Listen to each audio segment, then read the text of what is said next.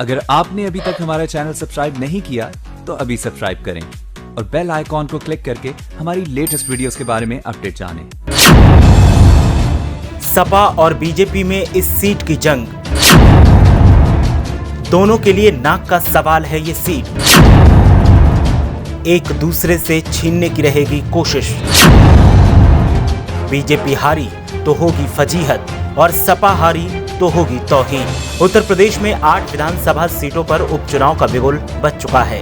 अब जिन सीटों पर उपचुनाव होना है वहां सियासी धमाचौकड़ी तेज हो गई है। एक तरफ सपा है तो दूसरी तरफ बीजेपी, और दोनों ही ज्यादा से ज्यादा सीटों को जीतने की जुगत में दिख रहे हैं। ऐसे में आज हम आपको बताएंगे उस सीट के समीकरण जो सपा और बीजेपी के लिए नाक का सवाल है। वैसे तो 2017 में इस सीट से सपा ने जीत दर्ज की थी, लेकिन विवादों के चलते विधायक की सदस्यता को रद्द कर दिया गया और अब उपचुनाव होने हैं। जिस सीट की हम बात कर रहे हैं वो सीट है रामपुर जिले की स्वार विधानसभा सीट, जहां से आजम खान के बेटे अब्दुल्लाह आजम विधायक बने थे, जो इस वक्त जेल में हैं। आइए पहले जानते हैं कि इस सीट पर फिलहाल कैसा माहौल है और फिर जानेंगे कि सियासी इतिहास क्या कहता है। स्वार विधानसभा पर देखने को मिलेगा दिलचस्प मुकाबला।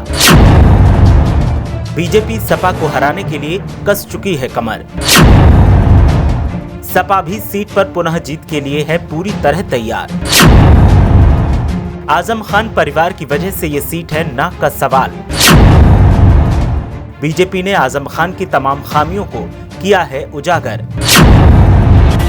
अब्दुल्लाह आजम की गलत जन्मतिथि को बनाया था बीजेपी ने हथियार। अब सीट को हथियाने की बीजेपी करेगी पूरी कोशिश। सपा भी बीजेपी को सस्ते में छोड़ने वाली नहीं है। स्थानीय लोगों की माने तो इस बार मुकाबला कांटे का होगा। जिसकी भी जीत होगी वो मामूली अंतर से ही जीतेगा। स्वार विधानसभा पर ज्यादातर लोग पहले बीजेपी के पक्ष में थे, लेकिन अब ब्राह्मणों की सियासत में एंट्री से स्थितियां बदल गई हैं। बीजेपी का कोर वोटर सपा के पाले में दिखाई दे रहा है। ऐसे में पहले बीजेपी बढ़त में थी, वो अब पिछड़ती दिख रही है। सपा के साथ अब स्थानीय आवाम की हिमायत दिखाई दे रही है। ऐसे में स्वार से सपा फिर से बाजी मार सकती है, लेकिन बीजेपी भी आसानी से हार मानने वाली नहीं है। स्वार विधानसभा 2017 में सत्ता परिवर्तन के बाद से ही चर्चा का सबब बनी हुई थी। बीजेपी ने पहले रामपुर में सपा को हराने की कोशिश में जमकर वहां सियासी बवाल मचाया, लेकिन फिर भी हार का सामना बीजेपी को करना पड़ा और अब स्वार में भी बीजेपी वही हथकंडा अपनाने की कोशिश में है।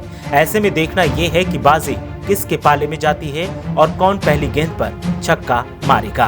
ब्यूरो रिपोर्ट, मीडिया हलचल।